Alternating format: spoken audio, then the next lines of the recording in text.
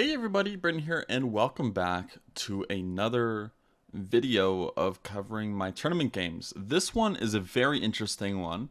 It is now officially my longest tournament game, beating my last one, which I won. That was the Bishop and Knight ending. I'll put it in the cards so you can see it if you just click above now. Yeah, this is now, I beat it by, I believe, one move. Which is pretty crazy because this one was almost 100. It was like 96 or something moves.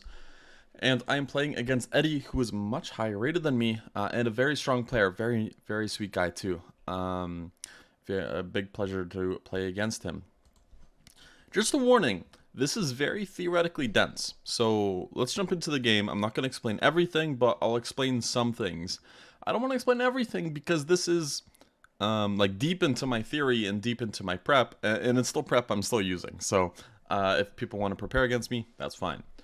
Okay, so d4, d5, c4, c6. So we're getting into a semi-Slav. Knight b d7, e3, and here I play into the Cambridge Springs with queen to a5. We see knight to d2.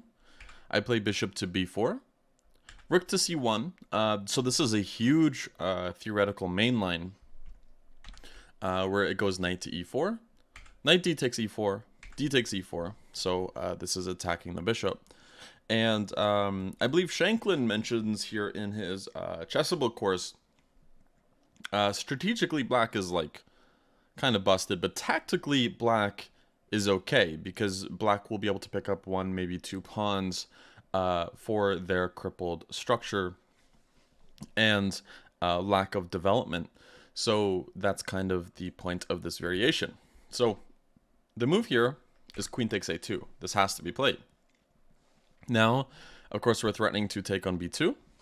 And after queen c2, there's a problem here. If black does not find something fast, white's going to go bishop e2 and castle. e4 will now be threatened. And what is black's queen and bishop doing? Nothing good. So there's a very forcing variation that kind of has to be played now, which is knight to b6, bishop to e2, and right before white has the chance to castle, we are just in time with the move knight a4, adding another piece to the pin on c3 here. So castles is the most common move. And there's two ways to take. There's knight takes and there's bishop takes, but only one of them is actually good. And that's the move bishop takes on c3 here. As I believe knight takes just runs into rook a1, which would not be good because now the queen is kind of stuck here. Actually, maybe there's knight e2, but all I remember is that, yeah, bishop takes c3 is the preferred move here. After b takes c3, we do not trade queens. We actually win a pawn. This is a second pawn, by the way, because we did win a2, and now we won b2. Well, now it was technically c3, and there's two ways to play. Either white can trade queens and go knight takes, which I believe is something that we're a little bit more happy to see because getting into an endgame where we're up two pawns is something we should be happy about. And the knight does have a route back into the game, say takes. If they go rook to a1 or anything, we should be fine with some knight b4 in either a5 or knight a6 if we desperately need to play that instead. And yeah, we're actually pretty happy to play this position. Again, we're up two pawns in an ending, and the compensation is quite limited here because they traded queens. So instead, queen takes c3 is by far the best choice. Queen takes e2 and queen a3. There's also the option of queen to b4, but queen to a3 I believe is more challenging because of a variation we'll see now. f6 has to be played because they actually did have a mate threat there, which was very annoying to deal with. And now after f6, they have f3. And here's a problem. They're really close to trapping our queen with a move like rook to f2. And first off, they're threatening to take on e4, which is really annoying. So the reason why the queen on a3 is better, in my opinion, than the queen on b4 is the queen on b4 allows the immediate capture of the pawn on e3. But the queen on a3 does not let us capture on e3. And it also doesn't let us castle. That's kind of the point of either of these moves. It doesn't let us castle, but queen a3 also has the added benefit of covering e3. So there's only one move in this position that someone has to see in order to equalize. There's only one equalizing move, and it's not an obvious one. So you have to know this position ahead of time. And that's the move c5. So that's what I end up playing. The whole point is this is a 2-for-1 move. First off, now we're ready to castle. Second off, if pawn takes, we can castle. Or if queen takes, now we can take on e3. So either we're getting the option to castle or take on e3. That's kind of the point of c5 here. And of course, Eddie goes for queen takes c5, which does feel like the more challenging option here. Queen takes on e3 with check now. And my opponent made an inaccuracy with bishop to f2, which I had looked at before the game as well, just in case, because bishop f2 is a very natural move. Instead, king h1 is a lot more tempting, where after e takes on f3, you can play a move like rook e1, takes, and I believe a move like queen h6 is playable. The lines get crazy here. I haven't reviewed this since I played the game, and this was a few months ago. So that is just a kind of like a warning there. But yeah, bishop to f2 was played, where queen g5 kind of gets the queens off. There's not really a choice in the matter because we're threatening to take on f3 if they don't trade queens, which is a huge problem for white.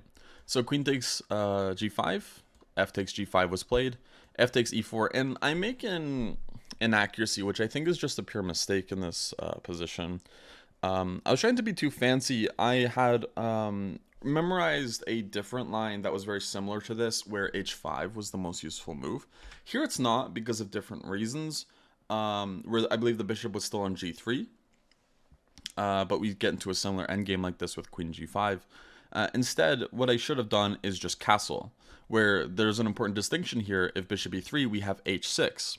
So h5, I played too quickly because I was just happy to get into this position in the first place. We get into like an opposite color bishop ending where sure our opponent has more space, but we also do have an extra pawn for it. More central space, I should say. So h5, although it's not a good or a great move here, white does get quite a bit of compensation for it now, and the best thing for us to do really is castle as soon as possible. And my opponent plays rook b1, which was actually very, very interesting. I was less scared of this move. I was more scared of a move like bishop g3, or even something potentially like d5. And both kind of have the point of getting the bishop to this diagonal, where they can start doubling up and try to threaten some sort of rook f8 and get activity. I was also scared of bishop e3, but I was thinking maybe g4 is fine. But after h5, rook b1 was played, and I have to admit, I kind of just allowed this to work. So I played a6, and I knew the ideas of this position. First off, if you just play a5, a4, a3, a2, it's pretty much just a draw. But instead, I didn't do that. I thought that I could play a6 and then a5 later, but unfortunately, as what happened in the game, my opponent played a really successful blockade and prevented that idea.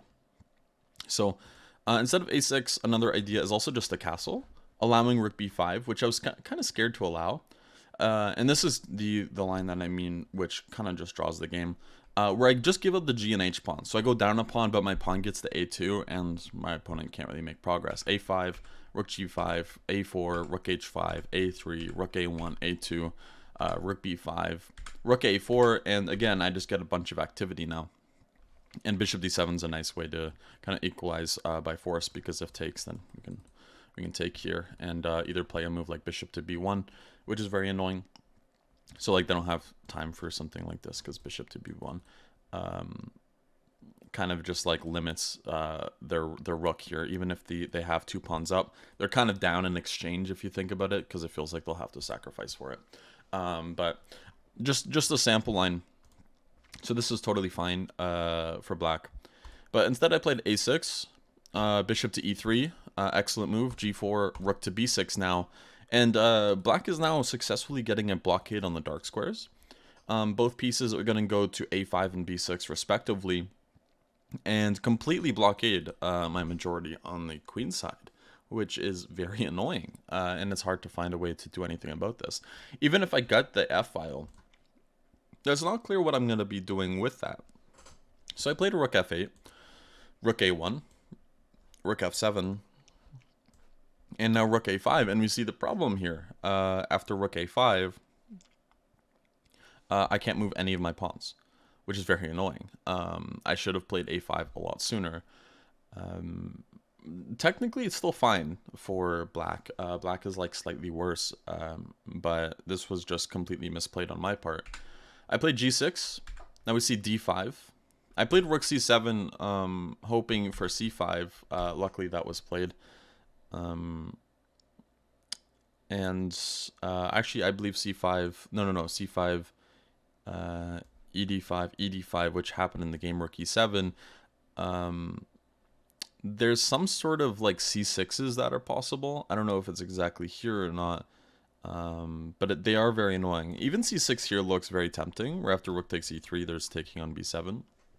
And this looks absolutely insane.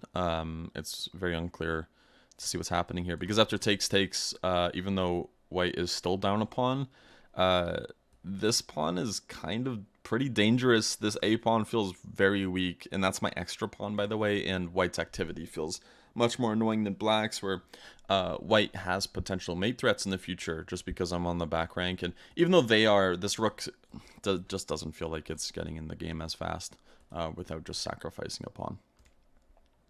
So bishop to F4 was played. I played bishop to F5, developing a piece. C6, B takes C6, rook takes C6, and now I played bishop to D3 to defend my A pawn.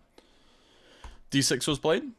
I played rook E1 check, and I saw this cute variation where I just win the G2 pawn. Because if the king moves up, which they do, then I can take this pawn. And this is totally fine. This is all like still just like a draw.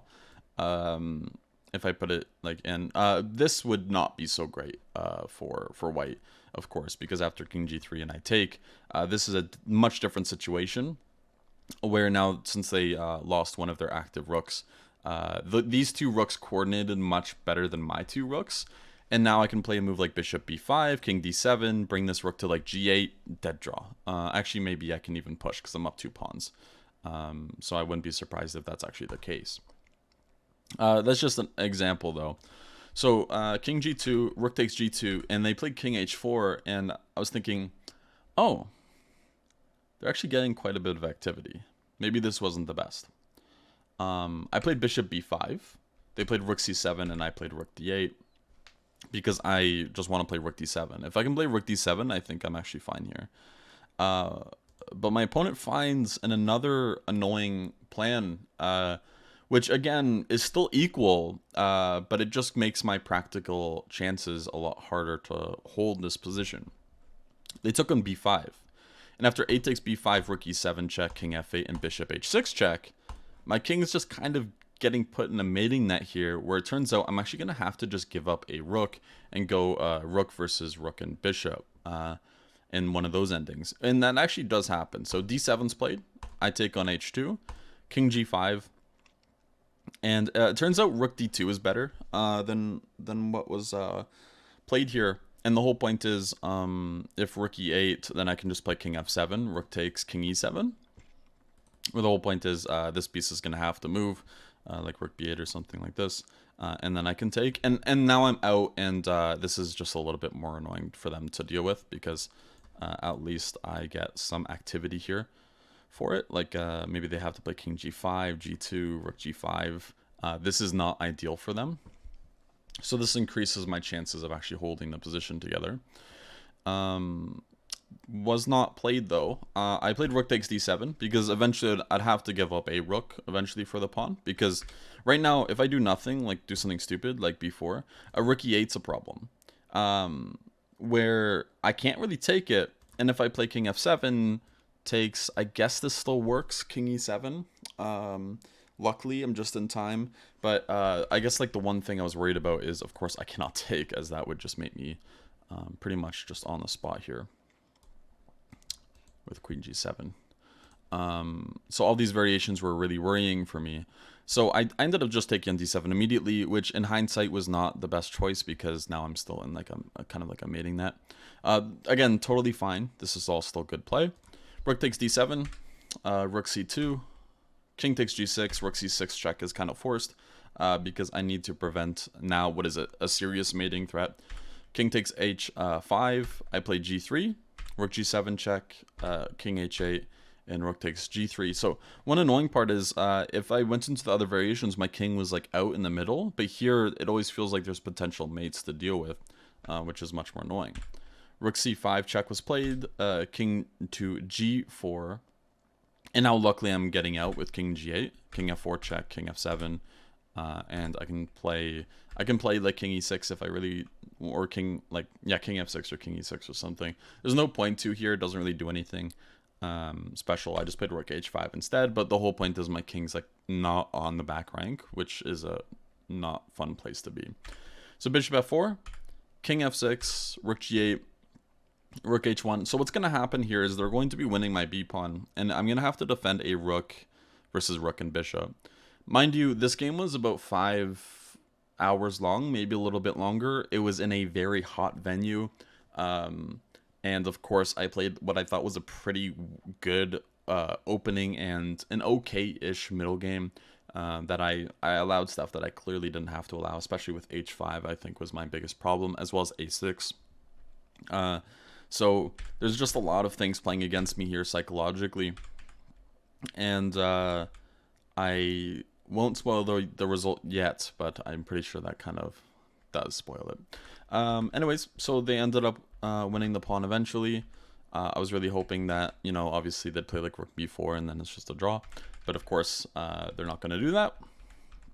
We get into this position, which is just a very drawn, well, it's just a draw, but at the same time it's pretty hard to defend these types of positions as well, especially after you get to the back rank. So the best way to do this is to get to this corner, and I'll explain all the places where it went from drawn to no longer drawn and then back to drawn.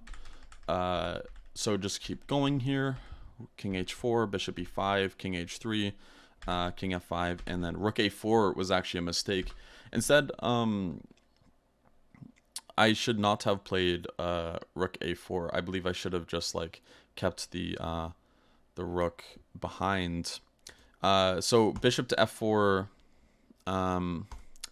rook g3 was better, and the whole point of rook g3 check here is there's this, like, the whole idea of the line is eventually they're going to keep forcing me in front of the king, and then they're going to play some sort of bishop c3 and then bishop f6, and then bishop like either back to e5 or something like this, where there's just going to be constant back rank issues. So let's just see how the variation goes. So rook g3 check, king h4, rook d3 now, king h5, rook d7, so just switching around, rook a6, rook to g7, rook b6, rook to g8, and after rook a6, rook to g3, so you switch around again, rook a4, bishop to c3, and this is the idea of preventing rook a5. And after you do this, the rook is forced to kind of just go closer to the king, where it's actually worst place. It wishes it could stay as far away as possible, but that's just not possible here. Rook c4, now bishop to f6, and after rook c5 check, bishop e5, rook c4, the idea here is that what has happened is we've made a pretty significant concession where unfortunately we, like, I wish I could explain this deeper, but like these types of endings, they're very specific in the way they work. But what happened here is, since the rook got closer to the king, there is a concession, and after rook c4, there's this rook g5 check, which displaces the king in a way it doesn't want to be displaced. Or after king h4, or if king h6, the same thing will happen, because of king h6, now there's rook h7, and this isn't easy to stop. I believe that's the way to win. But king h4, now rook to g7, and the whole point is you can't really escape these checks still. So king h3, rook g3 check is the idea. King h4, and then rook to d3, and that's the way to win the position, because what you'd want to play is rook c5, and let me see here. Let me turn on the engine actually, just to see how this would work, if it will actually turn on. Maybe it won't. Now you go rook d2. And the whole point is that g3 is defended, and you can't really stop this move, and there's no rook c3. So again, if the rook was on a5, then you could still hold with rook a3, but now that the rook is closer, that's the concession I'm talking about, where the bishop covers that square. So that's just like one of the examples. So bishop to f4 doesn't actually continue with the mating pattern. Rook a5 check, king e4, rook a3, bishop to e3, king h4. And again, I believe that king h4 was wrong. Instead, rook a2, and we get into the same spot. So I'm not going to try to explain it every time, but I'm just going to show the variation that works and how it should be played instead. So rook a2, and the idea is king f3, rook b2, and we get into this situation where we can just keep defending. But then, again, bishop c1 comes, preventing rook a3. We have to move forward. Bishop f6, forcing the rook to go to a square that's not really beneficial. Here, again, we'd love to play rook a5, but we'd get mated, so we have to play rook c2. But again, our rook would rather be on a2, rook g3 check, and then we see this exact same idea. Rook d5, switching back over, bishop f6, and then rook h1 check will win, because this is checkmate. So king h4, rook g8, rook a4 check, king f5, rook a5 check, king e4, rook a4 check, king f3. King h5 was a mistake because this allows rook g5 check, and after king h4, rook g6 is actually a huge mistake, which is crazy. That's how crazy these positions are. They're really hard to understand, but instead rook f5 wins here. And the idea is right now there's actually just a huge threat of this followed by this. So after king h3, to allow rook h4, rook h5 check, rook h4, rook g5, and now again the idea here is actually just to switch over, right? Rook b4, rook g6, rook a4, rook g1, rook a2, bishop c1, and again we see the same idea of preventing rook to c1, rook c2, and now the concession is made, and after the concession gets made, rook g3 check gets played, and after rook g5, it's going to mate king h1, rook d5, again switching over. As you see, the same idea happens. Rook b2, rook d1 check, bishop f4, and then rook h1.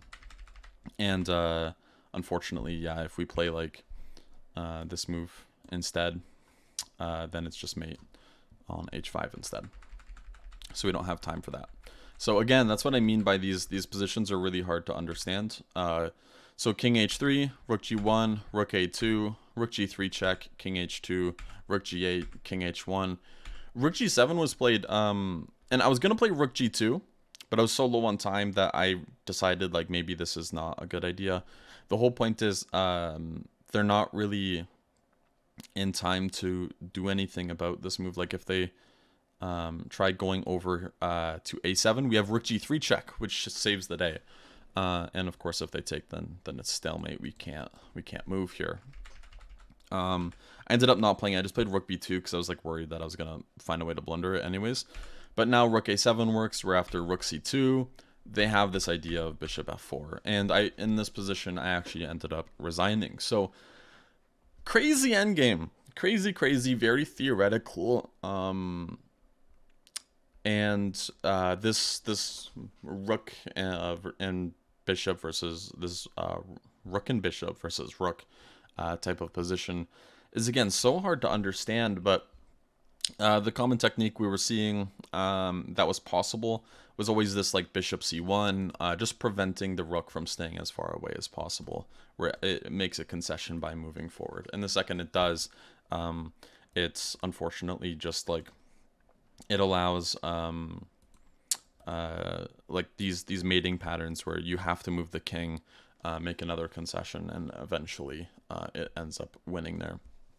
So yeah, a very long-winded game, and a very long one, but I learned quite a bit from it, especially not to play what was shown before with h5. Just like, even though in my opinion, I thought I was still in theory. Now I'm a little bit more hesitant to just like blindly follow the theory, and I'm still just making sure, like, does this look like a move I'd play, or am I going to have to worry about anything? So even if I have something in my theory, or in my openings, generally the first thing I always do before I play it over the board is just make sure I understand it. So h5, I think the biggest issue was I didn't fully understand it, and I think that's bad if you play a move you don't really understand over the board, even if it, like, you remember computers saying something like that in a similar position. But yeah, it was a good game. I learned quite a bit from it, and actually, funnily enough, the only mistakes I really made, according to the computer, were mainly just the rook ending.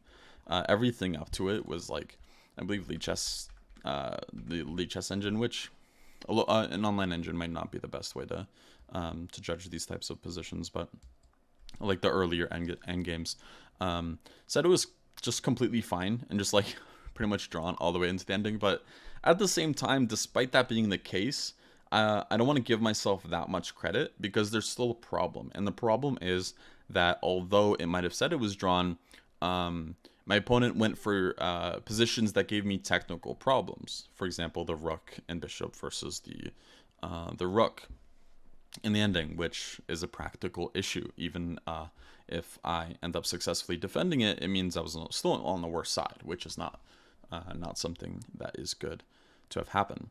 Anyways, that's going to cover it for this game, and I will see you guys in game 2. Have a good one. Bye-bye.